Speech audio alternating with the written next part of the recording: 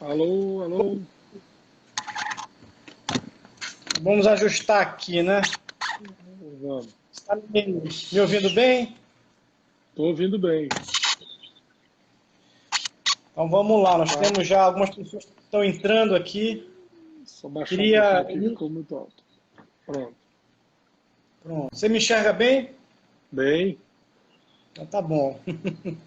Quero iniciar, Yuri, primeiro agradecendo a tua disponibilidade para estar batendo um papo conosco hoje à noite. Nós temos um tema que eu considero extremamente importante, pertinente e atual para tratar hoje à noite. E você é uma pessoa extremamente qualificada, eu já compartilhei seu currículo, você é um estudioso, você não é à toa que você terminou seu doutorado em Direito na USP. E, e recentemente tem advogado, tem trabalhado como professor em várias universidades aqui no estado do Pará, na área de Direito, e também é sócio do escritório Cunha Jordi Pinheiro de Advocacia, se eu não me engano, acho que é esse o nome. Eu queria te exatamente. passar a palavra para você dar uma saudação para quem está nos assistindo. Daqui a pouco eu faço um pequeno introito do nosso tema de hoje. Legal. Bom, primeiramente agradecer o convite. É um tema muito legal. A gente chegou quase a perder o tema da nossa live, né, de hoje. A gente vai explicar daqui a pouco. Agradecer ao professor Eduardo, um amigo, um companheiro aí de muitos anos, de várias causas, né, meu amigo? E agradecer a todos aí que vieram. Espero poder, enfim, somar com alguma coisa o debate, uma reflexão sobre coisas que estão por trás, na verdade, posso colocar assim, da filosofia daquilo que a gente vai se debater. Não propriamente o que ocorreu, mas basicamente o que tem por trás de todos os problemas relacionados a esse tema, que é um tema muito interessante, muito atual, cada vez mais atual. E, enfim, são várias formas que governos e representações têm tentado aí buscar para coibir, de certa forma, o avanço das fake news, né? Então, a ideia aqui é apenas bater um papo mesmo, nada muito formal. A gente trocar uma ideia e discutir um pouco sobre esse assunto, que é um assunto muito interessante. Agradeço aí a todos que também estão aí nos assistindo e espero poder que a gente faça aqui um bom debate, um bom bate-papo. Bom, Yuri, vamos começar. Eu vou dividir essa live em dois momentos, tá? Eu vou falar aquilo que você colocou agora, um caráter mais geral, e depois a gente vai entrar no fato que aconteceu efetivamente na última sexta-feira, aqui, Uhum. no último sábado, aqui no estado do Pará, que repercutiu nas mídias sociais, que foi justamente o caso de ter sido aprovado, publicado uma lei no Diário Oficial e ter sido revogada uma lei no Diário Oficial. Então, em grande parte, a revogação dessa lei, que foi chamada de alguns de lei da mordaça, lei da censura, se deveu ao ativismo das pessoas nas mídias sociais. Eu me lembro que no sábado de manhã eu acordei, eu tenho o hábito de ver minhas mensagens, e quando eu abri meu WhatsApp, abri meu Facebook, tinham várias publicações comentando essa lei. Aquilo me chamou a atenção, eu fui procurar me informar e realmente tomei um susto. Tomei um susto porque não houve um debate prévio, aquilo não foi comunicado à sociedade, não houve nenhum tipo de audiência pública, foi algo muito assodado. E a própria Procuradoria-Geral do Estado reconheceu que havia elementos de inconstitucionalidade naquela lei e acabou recomendando ao governador que revogasse a lei. Bom, mas eu queria, antes de entrar na lei especificamente, que eu quero discutir essa lei contigo, mas logo depois, existe um contexto, e nós não podemos fugir desse contexto. Então, o que nós estamos percebendo ultimamente? Primeiro, as pessoas estão cada vez mais usando as mídias sociais. As mídias sociais tornaram-se um fundamental canal de exercício da cidadania, de exercício do controle social, de cobrança dos nossos representantes e de participação no processo político. E aí nós temos aquilo que eu estou chamando de um paradoxo. Existe um paradoxo hoje das mídias sociais que, de um lado, você tem um instrumento fantástico de compartilhamento, de troca de informações. Eu tenho recebido muitas informações que não circulam nos canais tradicionais de comunicação, seja canal televisivo ou jornais. Eu recebo por WhatsApp, recebo pelo Facebook, eu assisto muitas lives no Instagram, e isso tem me feito crescer como profissional, como economista, como cidadão, a nossa participação no processo político, etc. Coisas que não estão nos meios de comunicação tradicionais. Mas, ao mesmo tempo que nós estamos observando também, é um abuso de muitas pessoas da produção de fake news. E fake news é um nome charmoso, chique, que o pessoal criou para nominar uma coisa chamada mentira. Mentira. Então, eu tenho observado ultimamente que há um processo crescente de compartilhamento de notícias falsas na internet. E eu te confesso que eu estou começando a ficar intolerante em relação a isso. Semana passada, já tomei uma decisão de começar a excluir pessoas do meu Facebook que sistematicamente compartilham notícias falsas. Porque eu já percebo que quando você, às vezes, compartilha uma ou duas notícias falsas, às vezes você é levado no calor da emoção, às vezes você compartilha, o que não é o ideal. O ideal é que você cheque a informação, o ideal é que você verifique se aquilo tem veracidade, mas existe uma indústria de produção de fake news. E isso tem feito muito mal para o nosso processo político. Por que tem feito muito mal para o nosso processo político? Praticamente se tornou um consenso, que eu acho isso um tremendo equívoco e um erro, que não tem como você se tornar um agente público, um operador da política, se você não tiver uma equipe que produza mídias, no bom sentido, divulgando aquilo que você faz, as suas ideias, mas lamentavelmente nós temos pessoas que têm trabalhado também na desconstrução de imagens, no compartilhamento de fake news. Isso gera na sociedade um descrédito nos meios de comunicação. Eu, particularmente, quando recebo uma notícia, eu já fico... Será que é verdadeiro isso? Será que não é? Então, o Olavo das Neves está colocando aí, redes sociais são instrumentos que precisam ser usados com responsabilidade. Exatamente isso. E as pessoas não estão usando as redes sociais com responsabilidade. E eu queria te ouvir a respeito disso. Qual é a tua impressão? Você que acompanha diariamente a política, o processo político, como é que você está enxergando isso? Então, essa revolução que a gente tem vivido, né, influencia todos os processos, inclusive o processo político. Eu acho que talvez num grau, inclusive, maior, de mais densidade, de mais fervor, que é o processo político. Naturalmente, as redes sociais, a difusão da internet, o que é positivo, muito positivo, claro, a informação agora chega em qualquer lugar, bastando um clique, né? Então isso é super positivo, esse fenômeno, esta revolução tecnológica de inclusão e tal, de acesso às informações é muito importante, é muito benéfica, né? É um caminho sem volta também. Então a gente precisa saber lidar com isso. Então a internet, ela não é assim como a vida em sociedade, só que antes com muito menos difusão, com muito menos troca momentânea, né, dessas informações. Ela reproduz aquilo que a gente já fazia, enfim, no seio da sociedade em geral, em mesa de bar, conversas familiares. Enfim, a gente, hoje em dia, só tem um acesso maior a muitas... E as pessoas sempre buscaram muitas informações desde sempre, agora está muito acessível e de todos os gostos. E quando eu digo que o ambiente político ele também favorece a isso, que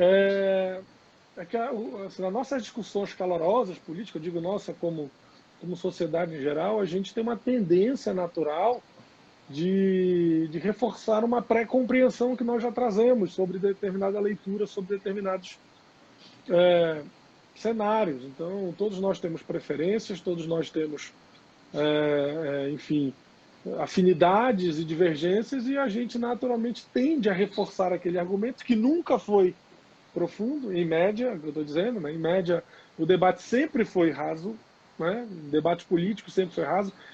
Não é uma crítica a nada, mas é uma constatação. Isso, inclusive, em muitas disputas, inclusive quem está dentro da disputa torna esse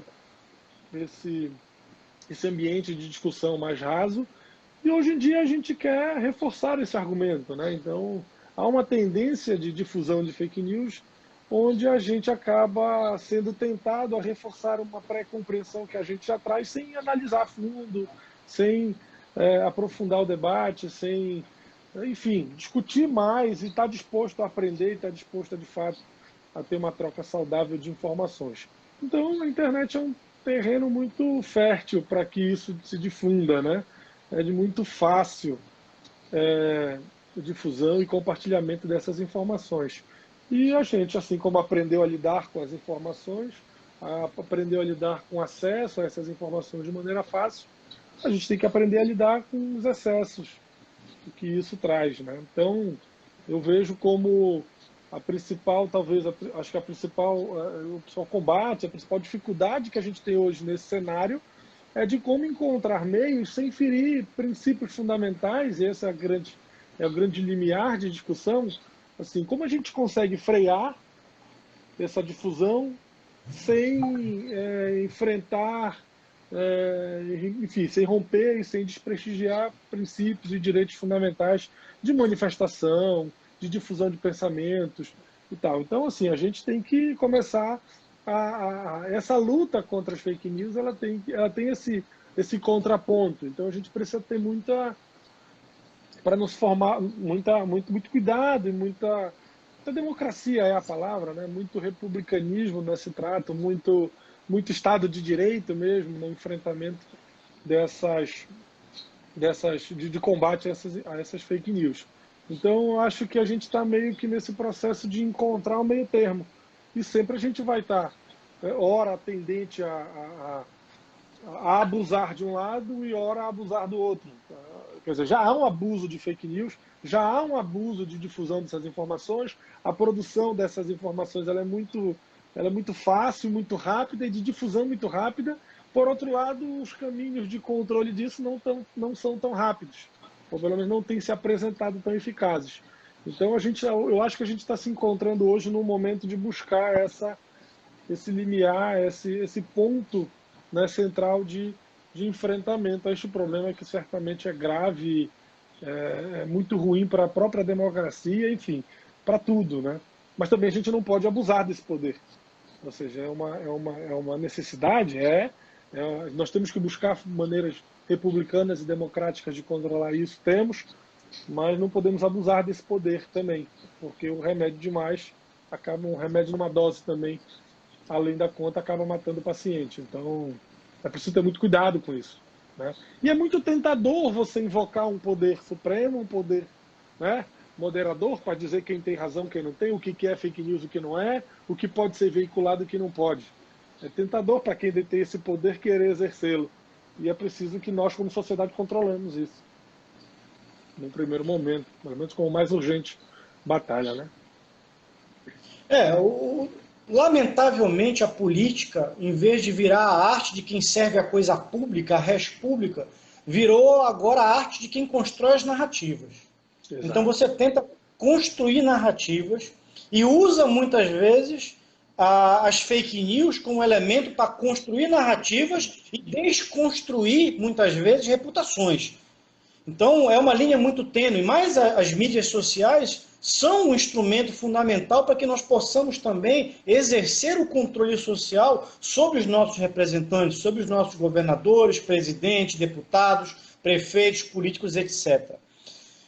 Aconteceu na semana passada, eu diria que um exemplo clássico do que eu estou dizendo. Talvez eu poderia usar vários exemplos aqui, dos mais absurdos aos mais, diria, superficiais.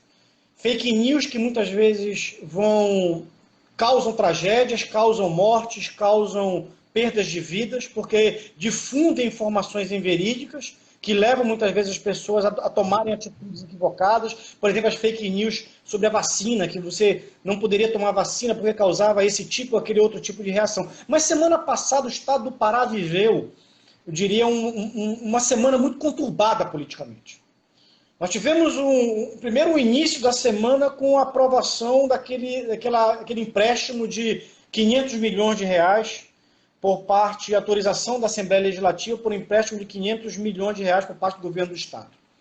E quando foi na quarta-feira, você começa a ter um outro processo.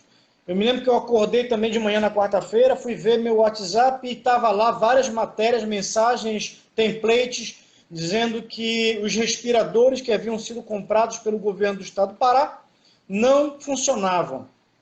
Eu me assustei com aquilo, até porque hoje nós temos um colapso quase que conhecido de todo o sistema público e privado de saúde, pessoas morrendo, o estado do Pará é um dos 7 estados com maior número de mortos. Nós temos já mais de 7 mil infectados, 650 pessoas, mais de 650 pessoas morreram, e muitas pessoas morreram por falta de equipamento, por falta do respirador. Então, quando os respiradores, os 152 respiradores chegaram na primeira leva dos 400 que foram comprados, aquilo foi um primeiro alívio. As pessoas disseram, oh, que bom, chegou parte dos equipamentos que vão ajudar a salvar vidas. Aí, na quarta-feira de manhã, a gente se depara com a notícia que os respiradores não estão funcionando. Eu me assustei com aquilo. E eu recorri às mídias sociais. Eu fiz uma postagem no meu Facebook dizendo, hoje eu tomei conhecimento desse fato. Isso é verdade ou é fake news? E automaticamente várias pessoas entraram no meu Facebook dizendo, é fake news, os respiradores já estão funcionando, já estão inclusive operando. E eu disse, oh, que bom.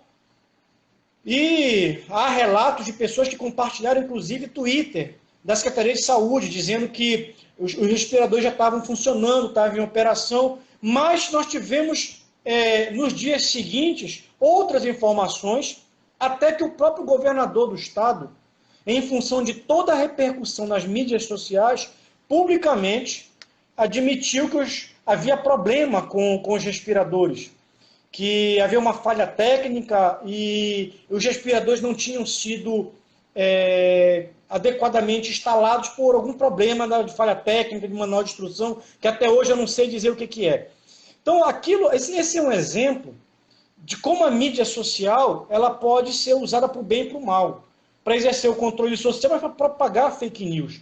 Nós estamos vivendo um momento agora, em relação a essa questão da pandemia, que a população precisa exercer melhor o seu controle social. Foram 400 respiradores comprados, 152 chegaram, 100 milhões de gasto na compra de equipamentos, respiradores e outros equipamentos, e até agora isso não foi colocado em operação por problemas técnicos que o governador está tentando resolver, o governo do estado está tentando resolver. E quando foi no sábado, nós tivemos a surpresa da publicação no Diário Oficial da União da lei, eu vou ver aqui o número da lei, 9.051, que foi chamado de lei da mordaça, lei da fake news, lei da censura, etc.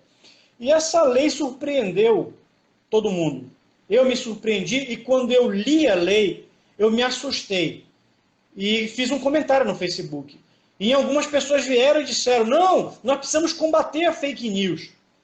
E eu chamei a atenção, o problema não está na lei, ou no combate à fake news, perdão. O problema não está no combate à fake news, mas muitas vezes nas entrelinhas.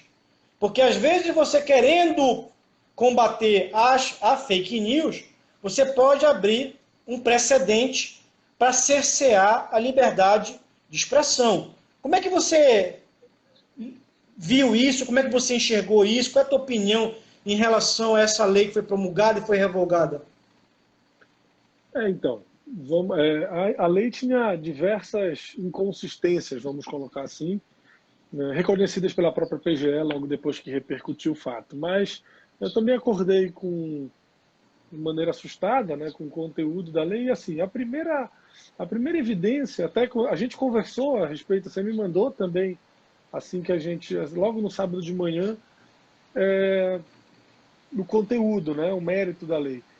E a primeira coisa que me veio em mente é assim, o governo do estado não tem nem competência, né, o estado não tem nem competência para legislar sobre o que foi legislado. Porque é matéria de direito penal, estava criando um tipo penal. E, assim, e o direito criminal ele é legislado pela União, pelo Congresso Nacional, exclusiva a legislação. Claro que o Estado complementa, mas criar tipo penal é uma competência do Congresso Nacional, né? Então, assim, o Estado criou tipo penal e isso, obviamente, foge da competência do Estado, né? Então, essa é a primeira coisa que já evidenciou a inconstitucionalidade, que é uma coisa aparente, evidente, translúcida, enfim, ainda que a lei fosse boa, ainda que não pautasse, ainda que não pairasse nenhum tipo de inconsistência técnica, meritória daquilo que estava escrito da lei, se o que foi escrito fosse positivo para a sociedade, a competência não é do Estado para legislar em matéria, né, de tipificação através de fake news. E assim, eu vou abrir um parênteses aqui, Eduardo, para dizer o seguinte: já existe em muitas leis especiais, não existe um tipo ainda do que é fake news, né? É uma coisa nova, é uma coisa que nasceu também com essa própria evolução das mídias sociais, do acesso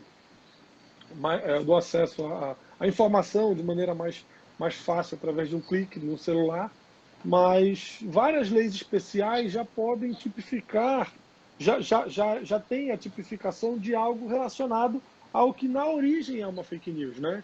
Então, por exemplo, como uma fake news ela viola um direito à intimidade, à honra, direitos individuais, né, relacionados à honra do cidadão, o cidadão ele pode tanto criminalmente, existem 3 tipos penais, quanto buscar todas as reparações civis, inclusive. Na lei eleitoral já tem, enfim, já há uma tipificação de crime eleitoral relacionada a fake news. Não é clara, não é direta, não é evidente, até porque, como eu falei, é um produto de uma nova realidade social. Mas já existem relacionamentos do fato fake news com outros crimes que já existiam em leis especiais. Código de consumidor tem, a legislação eleitoral já tem, a própria legislação civil, o Código Penal em relação a crimes individuais contra a honra. Então já existe uma certa, não é que é uma coisa aberta. Você pode tipificar de uma outra forma, mas não existe o tipo penal. Agora, sem contar que isso tudo esconde uma outra coisa, que é o que você falou agora. As liberdades ficam como?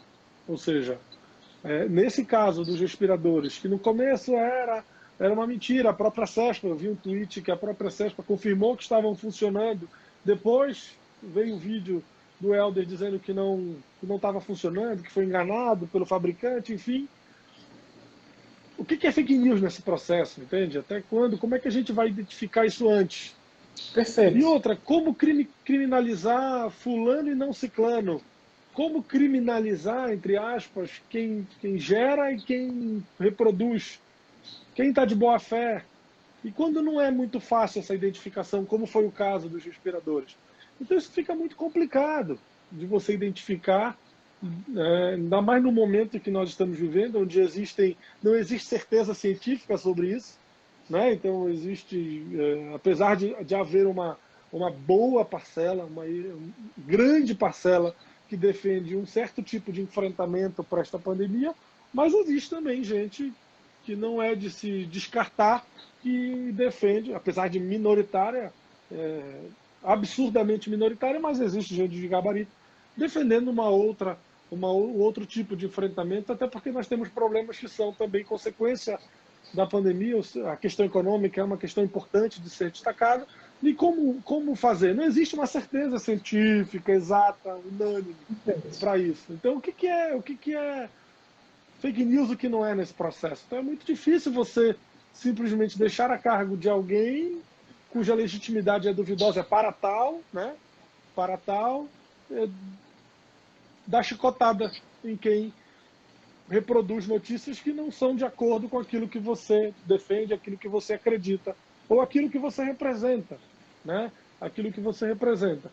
Então, assim, veio muito fora de hora, veio muito até a forma, o processo de elaboração desta lei foi muito mal feito, mal divulgado, mal discutido, para se você chegar naquele produto que foi apresentado, né? Agora, a publicação em diário oficial. Em cima do que você está falando, para não perder o time, quando eu peguei a lei, eu fui pegar a lei para ler, o primeiro artigo da lei me causou arrepios. E as pessoas muitas vezes não se prendem ao texto da lei, mas ao tema da lei. A lei da fake news. Legal, joia. Todo mundo é a favor do combate à fake news. Eu sou um defensor do combate à fake news porque eu sei o prejuízo que nós temos na sociedade com as fake news. Aí quando você vai ver a lei da fake news, o problema são as entrelinhas. Aquilo que está na entrelinha. E você como jurista, você sabe disso. Porque uma lei aprovada, a lei tem que ser cumprida ao pé da lei, da letra. Ao pé da letra, o que vale está escrito ali. O juiz vai julgar o réu, vai julgar pela lei aprovada. Então, você tem lá no artigo 1º, que eu vou ler, eu peguei um extratozinho, olha só o que diz, um pedaço do artigo 1º. Proíbe o compartilhamento de opiniões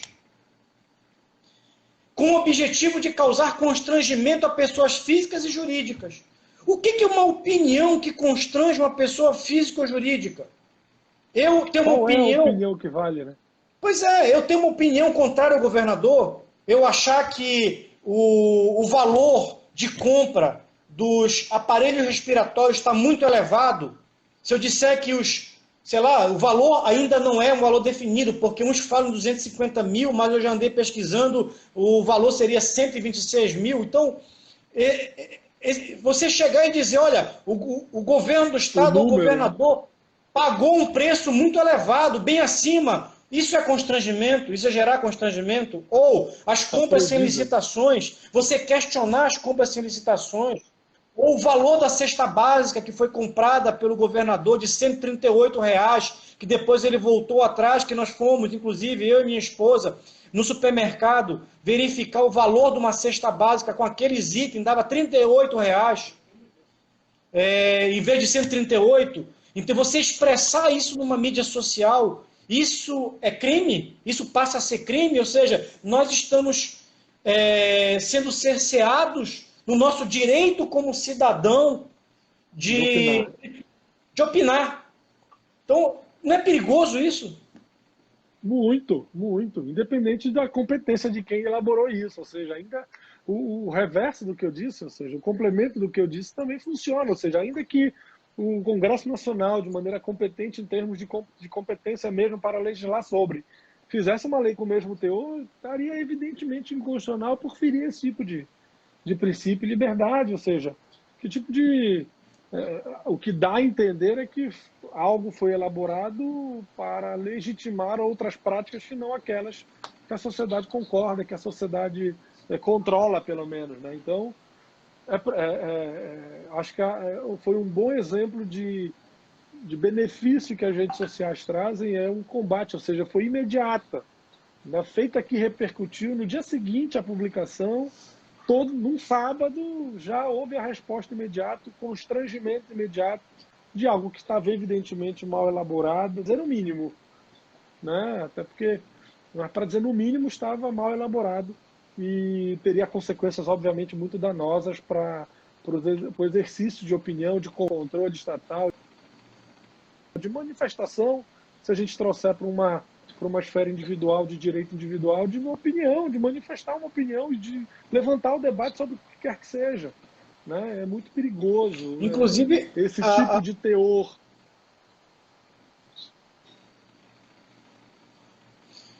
Inclusive, as redes sociais têm sido importantes justamente para exercer esse controle social. Já foram vários os fatos recentes onde o governo voltou atrás, seja o governo federal, seja o governo estadual, em ações, dado uma repercussão negativa de determinadas ações. Ou seja, não existe mais o controle das informações pelos meios tradicionais, que é televisão e jornal impresso. Hoje nós somos produtores de informação, nós produzimos informação, nós somos difusores de informações. As mídias sociais estão aí para isso. Eu queria aproveitar, Yuri, antes de continuar te ouvindo, estimular os nossos participantes. Nós temos nesse momento 22 pessoas. Tem muitas perguntas aí já. Pois já estou acompanhando, subindo aqui, tem muita pergunta interessante. Então, eu gostaria já de ir passando para ti as perguntas aqui, para você ir respondendo aqui. Deixa eu ver quem está perguntando aqui. De vez em quando eu me enrolo aqui. Nós temos aqui a Regina Villanova participando, o Helder Melo participando, o Olavo das Neves, o Alessandro Bornello.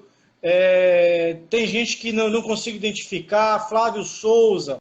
Concordo em partes com a lei da mordaça, o Flávio colocou aqui. Nosso governador está com medo de quê? Palanque dele, enfim. Eu gostaria de ouvir as perguntas de vocês que estão nos acompanhando, perguntas para o nosso advogado aí, doutor Yuri Jordi, pessoal da Agenor, do NAIA participando, Olavo das Neves, Carolina também comentando, vários comentários aqui. Eu queria te passar a palavra, Yuri, para você ir respondendo as perguntas aí que estão postas.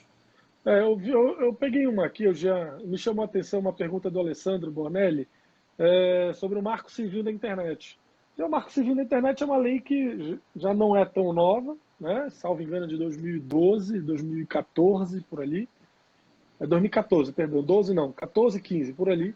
E o que fala assim, a pergunta dele, né? O Marco Civil da Internet prevê em suas leis penas para fake news. A questão é como identificar a tempo os danos que possa ser causado.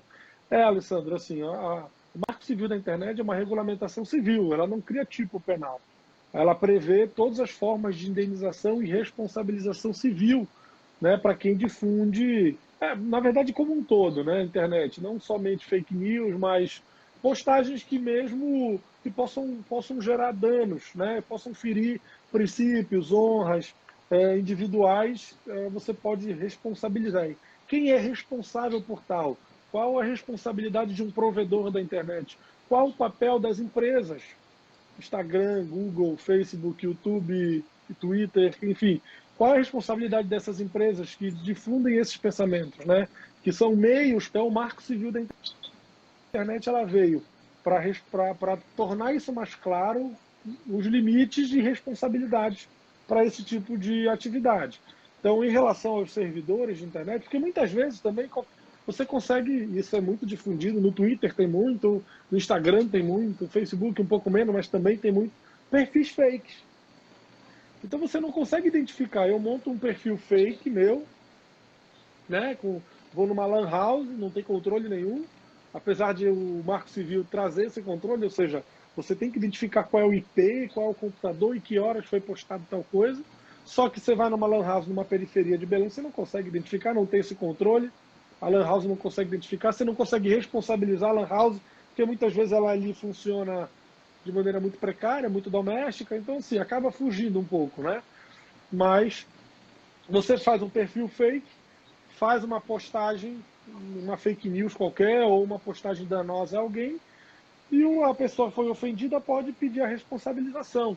Só que ela não pode, a priori, num primeiro momento, pedir a responsabilização para o provedor de internet, né? Para o Google, para o Twitter, para o Facebook. Você pode pedir para que eles retirem do ar. E com o descumprimento, traz a responsabilização deste provedor. Então, a responsabilização ela vem depois, no segundo momento, onde ela não acata uma decisão judicial e aí atrai a responsabilização também por indenizar. Mas o Marco Civil ele é uma lei embrionária e que não acompanhou, claro, obviamente, como nenhuma lei, essa evolução tão rápida da utilização dessas redes sociais e na quantidade de difusão, da facilidade de difusão dessas fake news, né? Então, acho que ficou um pouco esclarecido aí a questão do Marco Civil da internet como um instrumento muito importante. Ou seja, você tem uma fake news, você que é ofendido, você pode entrar judicialmente, ter uma tutela imediata para retirada dessa notícia. É claro que muitas vezes o dano já ocorreu, mas você consegue exigir a retirada do ar e o provedor recebendo essa ordem e não cumprindo, ele também é responsabilizado e aí ele tem mais condições de responsabilizar, né, de maneira civil. Quando eu estou em responsabilização civil é indenização por danos morais e eventualmente materiais por essa postagem, né?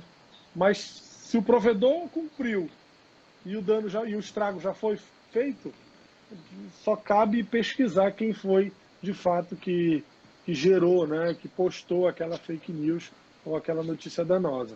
Então o Marco Civil é importante, mas não freia, né? Acho que é incipiente, ainda precisamos evoluir nesse combate de fake news, além do Marco Civil na internet, que é um marco muito importante, mas não suficiente. Deixa eu ver outra pergunta aqui. Nós temos aqui, deixa eu moderar as perguntas aqui. Vai indo. 3 perguntas aqui que me chamaram mais atenção aqui no bolo, aqui, que às vezes estou me perdendo. Certo. O Carlos filtrando aí. Pois é, o Carlos Américo Coutinho, ele fez uma pergunta, mais ou menos no sentido de que se um gestor ele compartilha fake news? Qual é o ônus?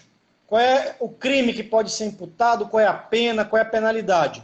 O Leonardo Gomes, ele fez uma pergunta. Gostaria de saber quando a lei foi publicada em Diário Oficial, ela pode ser vetada por ato discricionário do governo? Bom, essa aqui é fácil responder, mas eu passo para ti. E o Olavo das Neves, quem tem competência para julgar as fake news se a lei da mordaça passasse? Bom, pelo que tá, vou de trás para frente, né? Se passasse a lei, fica pelo que estava escrito na lei, o próprio governo teria meios de responsabilização, através de polícia, através de toda a estrutura do Estado para fazer a seu julgamento, e esse que é o problema. Você foge de uma esfera isenta, em tese, que é o judiciário, para poder definir, que vai analisar provas, que tem todo o seu rito já estabelecido, regulamentado por lei, todas as instâncias de recurso. Você pode discutir e rediscutir até se chegar numa decisão que a estrutura judiciária entendeu que é correta. Você tira disso e traz para um poder discricionário, muitas vezes tendencioso, muitas vezes não, sempre tendencioso, independente de bandeira e de quem se esteja falando aqui, mas é sempre tendencioso. Claro, quando um chefe enfim, do executivo, prefeito, governador, presidente vence uma eleição, ele não vence com unanimidade, então necessariamente é tendencioso. Não estou dizendo que está certo ou errado, mas necessariamente é tendencioso, para um lado ou por outro.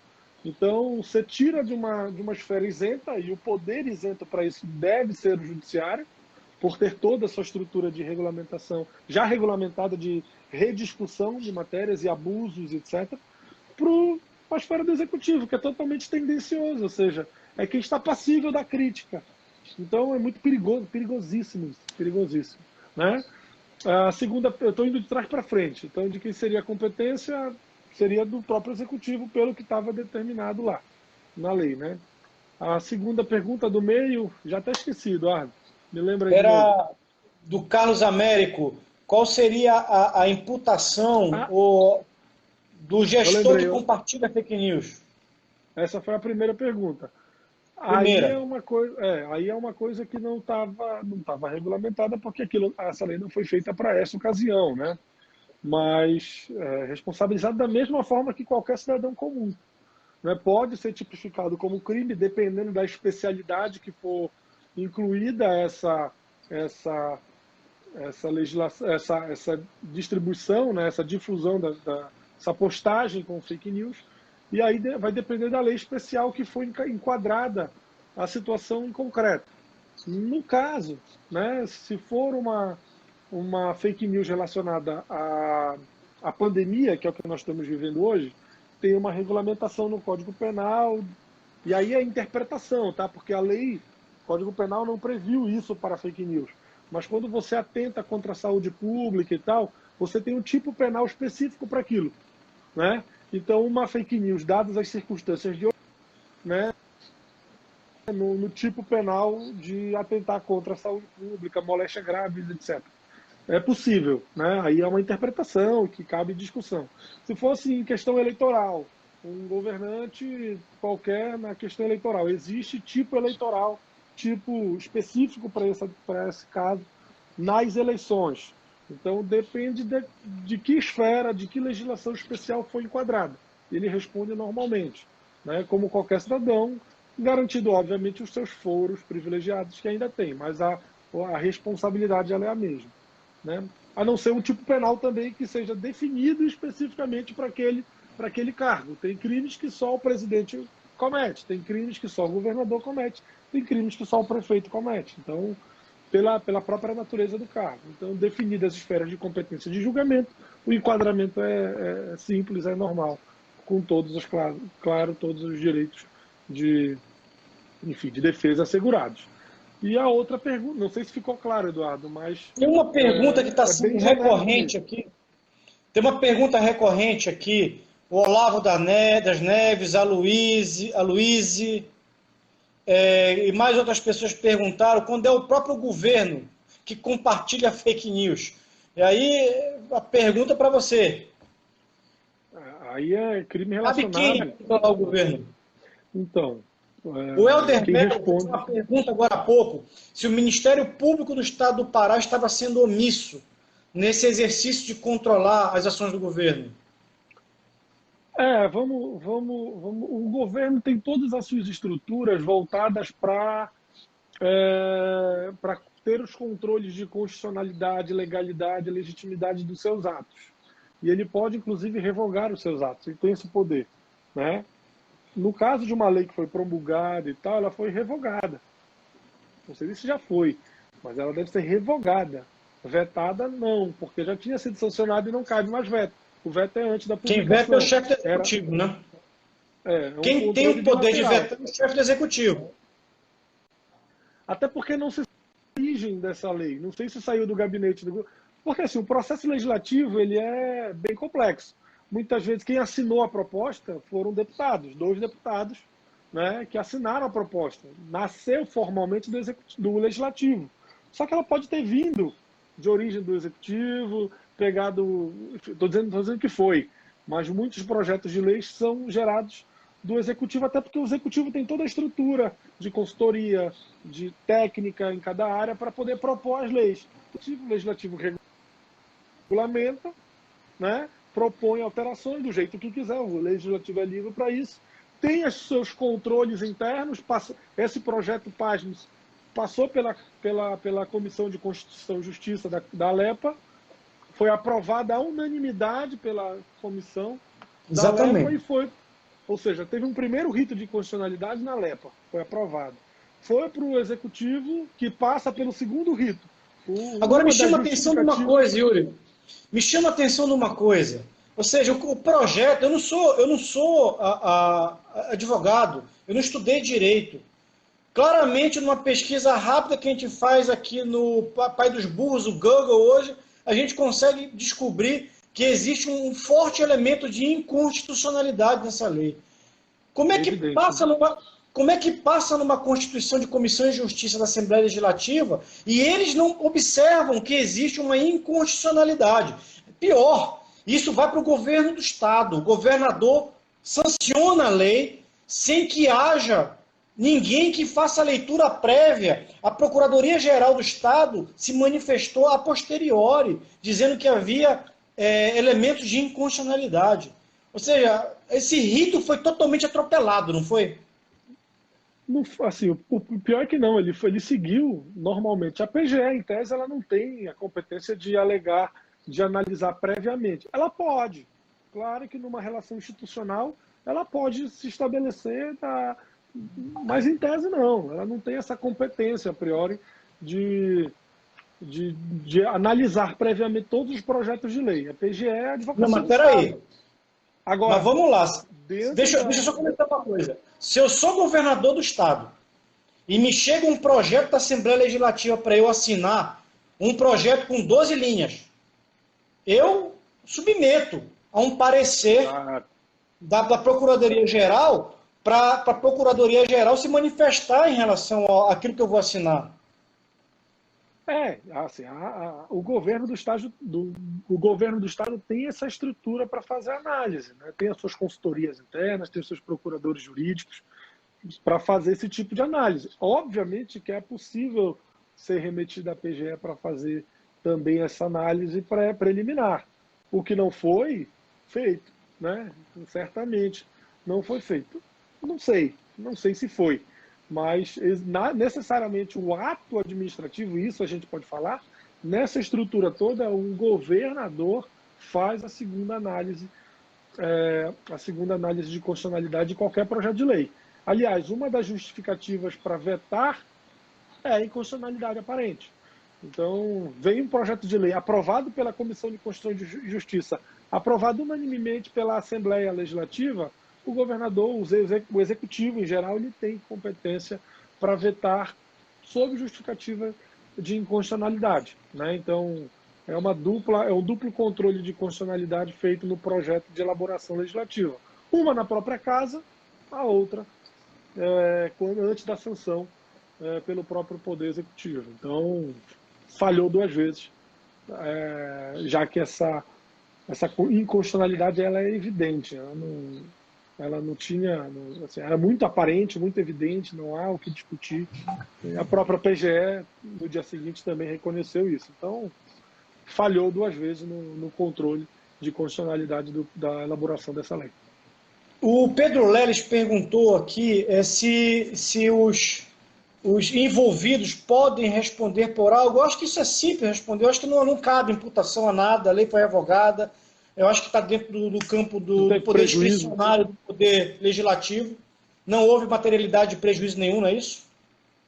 Uma lei inconstitucional, ela não traz responsabilidade para ninguém.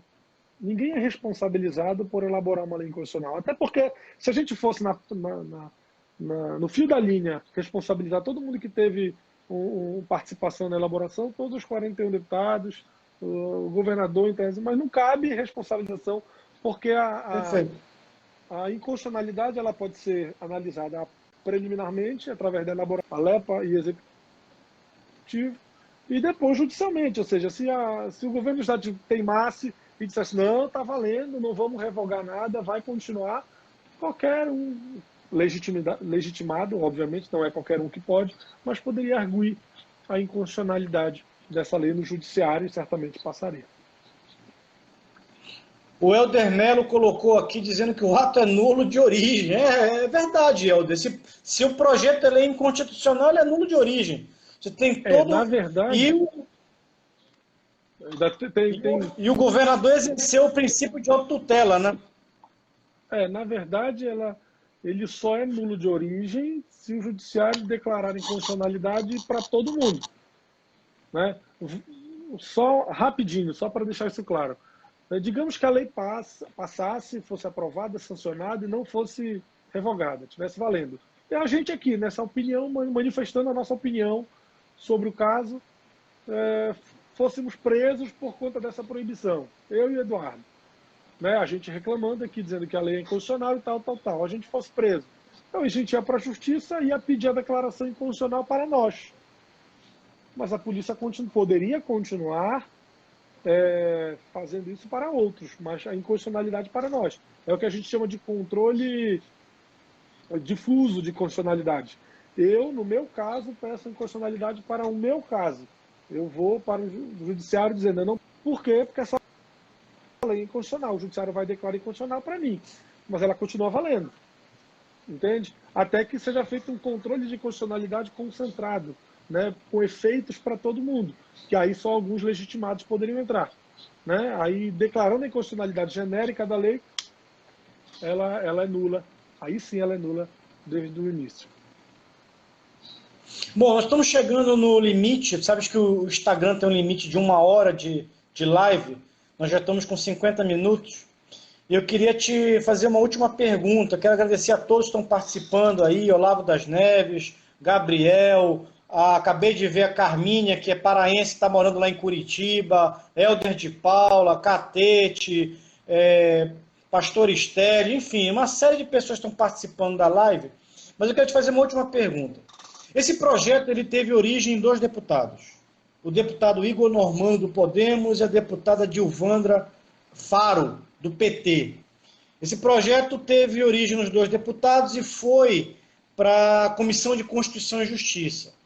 O deputado Igor Normando, nas suas redes sociais, ele justificou que o projeto foi descaracterizado na Comissão de Constituição e Justiça, que o projeto que saiu aprovado da Constituição de Constituição e Justiça não teria sido o projeto que ele mandou.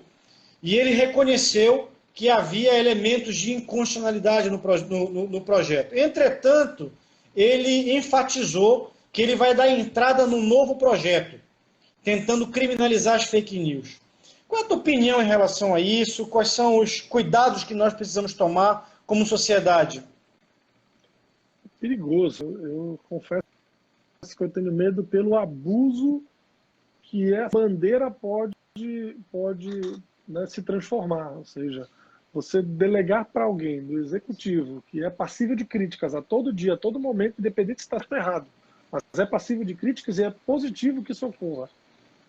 Né, ter a competência para, antes de um exercício de contraditório, antes de um rito legal, antes de apresentar suas versões sobre as instâncias necessárias, que é o judiciário, aí aqui eu estou me direcionando, eu acho perigoso, independente do texto que vier. Né? Acho que eu não deva encontrar remédios ou buscar remédios para impedir ou para evitar os danos causados às fake news. Você pode ter um selo de notícia verdadeira, você pode responsabilizar, pedir para o judiciário tirar do ar sites que rotineiramente venham trazendo notícias falsas, dentro de todo o rito legal.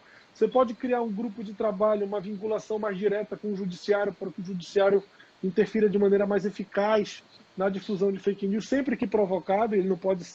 O judiciário não age a priori. Enfim, eu estou dando aqui sugestões que me vêm agora, não estou dizendo que está certo ou errado também, mas são formas possíveis de você tentar remediar isso, trazer penas mais duras para quem, após o rito, seja confirmado, após o trânsito e julgado de quem cometeu. Existem outros instrumentos. Agora, proibir e deixar a cargo do próprio executivo executar aquilo que a seu bel prazer acha-se que é verdadeiro ou falso, né? E que muitas vezes a gente só sabe depois, o caso dos respiradores é o maior exemplo que você trouxe aqui. Mentira, mentira, mentira virou verdade. Não a la Goebbels, né? Mas de fato era verdade, que foi negada, negada, negada, mas depois não tinha como negar. Foi confessada, foi admitida. Então, é muito perigoso depender. Agora, eu não vou censurar também preliminarmente o que vem de lá, né, do deputado Igor Normando, ou dos deputados que propuserem essa nova legislação. Acho que a gente tem que estar antenado, nós já sabemos que vem algo aí, vamos ficar antenado e discutir novamente, e que as redes sociais cumpram o seu papel como cumpriram no sábado, né, de controle, de eficácia, de rapidez, e que felizmente trouxe um resultado positivo, né, com a revogação, com a desistência de lutar a favor do texto que estava lá pelo Poder Executivo e pelo Legislativo. Então, ambos reconheceram o erro, isso é posição social, feito dentro de casa, de cada um. Então, isso, acho que é a boa lição deste exemplo, a boa lição deste caso foi a mobilização positiva da população, reconhecendo e resguardando os seus próprios direitos, né, contra algo que era evidentemente inconstitucional. Bom, Yuri, nós estamos agora já caminhando para o final do tempo, daqui a pouco cai a live. Eu queria te agradecer imensamente pela gentileza de poder dialogar conosco, tirando nossas dúvidas. Nós precisamos exercer esse tipo de prática, de esclarecer a sociedade, a população, e você faz isso muito bem. Eu espero que essa seja a primeira de muitas lives que a gente possa, vez ou outra, produzir sobre temas que são relevantes no campo do espectro político, econômico, social do Estado do Pará e do Brasil. Eu concordo contigo. Eu vejo que hoje nós precisamos mais do que nunca tomar algumas medidas. Primeira medida como sociedade, combater as fake news. Porque se existe um canal que nos possibilita exercer o controle social, são as mídias sociais. E nós não podemos fazer com que as mídias sociais caiam no descrédito, na desmoralização. Eu tomei uma iniciativa. Qual foi a iniciativa? Eu estou excluindo as pessoas do meu Facebook que compartilham sistematicamente fake news. E a orientação que fica para as pessoas que verifiquem a fonte das informações. Eu me aborreço muito quando eu estou num grupo. Eu vejo que o grupo também tem uma dinâmica de compartilhamento de fake news o tempo todo. Vira uma guerra de narrativas. Então, esse é um primeiro cuidado. Agora, o segundo cuidado, alguém colocou aqui, a Maurinha, eu acho que mandou inclusive um abraço para você, nós precisamos, falta fiscalização do dinheiro público, eu acho que é isso. Nós estamos agora vivendo uma pandemia, são bilhões de reais que estão sendo gastos, e diga-se de passagem, gastos com dispensa de licitação, e me causa surpresa quando nós tivemos agora na semana passada, uma aprovação de um empréstimo para o governo do estado do Pará de 500 milhões de reais, na qual o deputado Tiago Araújo apresentou 4 emendas. 2 das emendas que o Tiago Araújo apresentou versavam sobre transparência no uso dos recursos públicos, desses empréstimos. E essas 2 emendas foram derrubadas. Eu fico me perguntando a quem interessa não ter transparência. Então, mais do que nunca, e aqui eu não estou aventando que fulano, beltrano, ciclano estejam agindo por má fé ou sejam corruptos, mas nós precisamos exercer o controle social dos nossos governantes. E nós precisamos ter o direito de expressar as nossas opiniões. Quem quer que seja que queira legislar, retirando o nosso direito de expressar as nossas opiniões, isso para mim é uma afronta a uma sociedade democrática, de direitos que nós vivemos. Nossa democracia pressupõe, sobretudo, o direito ao contraditório, a opiniões divergentes. Então, nós precisamos ser vigilantes. Yuri, eu quero te agradecer tremendamente. Eu não sei se você quer fazer uma fala final de encerramento. Não, acho que é só agradecer. Acho que o tema é muito importante. Ainda ficaram muitas perguntas ainda sem comentários, sem uma posição clara. Peço perdão a todos que perguntaram, a gente não conseguiu, o tempo é curto e o tema é muito interessante, o tema mexe com todos nós, o tema é muito atual. Então, acho que a iniciativa ela vem em boa hora, Eduardo. Obrigado pelo convite, parabéns pela iniciativa. Acho que esses debates são muito proveitosos, né, para todos nós, para a gente que está debatendo, para quem tá fazendo os comentários, muitos deles muito relevantes, a maioria deles. Então, assim, acho que a iniciativa é muito boa, é muito legal. Eu estou à disposição, assim, a gente ter mais encontros como esses, com outras pessoas também que vêm engrandecer. Enfim, gratidão, obrigado aí pelo convite. Espero ter esclarecido, né, um pouco, ou enfim, ter estimulado, de certa forma, um pouco mais de discussão, um pouco mais de reflexão muito importante, muito atuais e muito relevantes. Obrigado mesmo, e a todos que participaram também. Bom, quero agradecer a todos que participaram, nós já estamos no nosso limite. Ítalo, Olavo lá de Santarém, Pastor Estélio, muito obrigado a todos que participaram. Eu vou encerrar a live aqui e amanhã eu vou fazer uma live novamente com o deputado Tiago Araújo, na quarta-feira, com Valdir Cardoso, para falar um pouco sobre a questão sanitária no estado do Pará. Deus abençoe a todos tremendamente. Muito obrigado e até amanhã. E obrigado, Yuri. Deus te abençoe. Valeu, Eduardo. Você também. Um abraço.